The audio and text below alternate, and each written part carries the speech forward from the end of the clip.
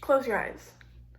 Imagine you're walking across campus or simply just sitting in a class listening to your professor give a lecture. All of a sudden, you hear gunshots. Fear sets in, and you're panicking, not knowing exactly what to do. As students, we've been taught on what to do if a situation like this ever occurs, but when it does occur, are we sure we know what to do? On December 14th, 2012, I was super stoked walking downstairs. It was officially my 12th birthday, and I got to see my mom, and she's always super happy whenever we see her on our birthdays. But as I looked at her, I realized something was wrong. I had turned to the TV and saw that the news had reported a school shooting at Sandy Hook Elementary School in Connecticut. It was the first time I had ever experienced such sadness for people involved in something like that, and it was the first time I was ever able to truly grasp and understand the situation that had happened. I'm really passionate about discussing gun violence and gun control because it is something that affects thousands of people every day. You will want to listen because we are all students, and this is something that could potentially happen, but also something that we are in power of being able to stop from happening. As a student myself, I know that I sometimes catch myself sitting in class thinking about what would I do if someone came in here armed and started shooting? Or how would I react? Or how would I react if I were a survivor of a shooting? And that is something that constantly goes through my brain and something that I don't think students should ever have to deal with.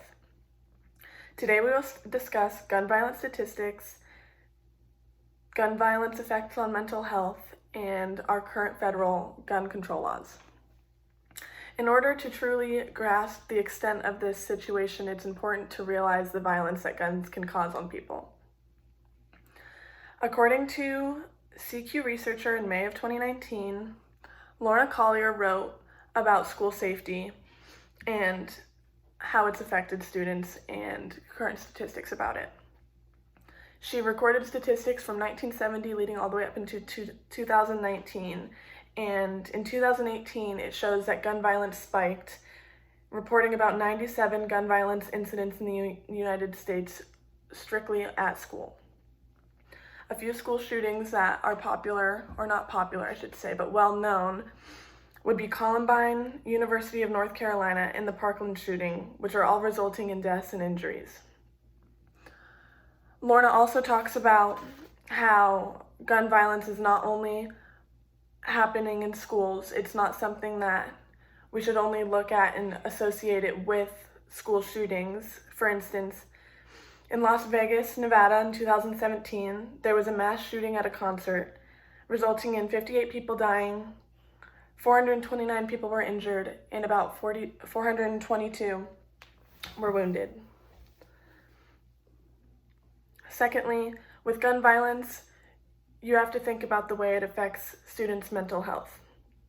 According to the Psychiatric Times, 3 suicides occurred within 10 days of a school shooting in Parkland, Florida. A young girl took her life strictly because of PTSD and survivor's guilt. That's wrong, right? It's sad, and it's not something that should happen.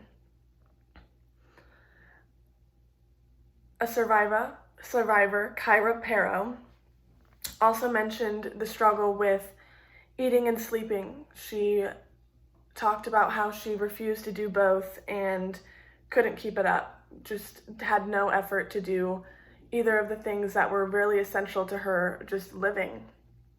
She also spoke about how insufficient and insignificant the mental health care that was provided to her and her fellow students, and how they didn't provide enough help to the 3,000 students and staff in Parkland during that shooting.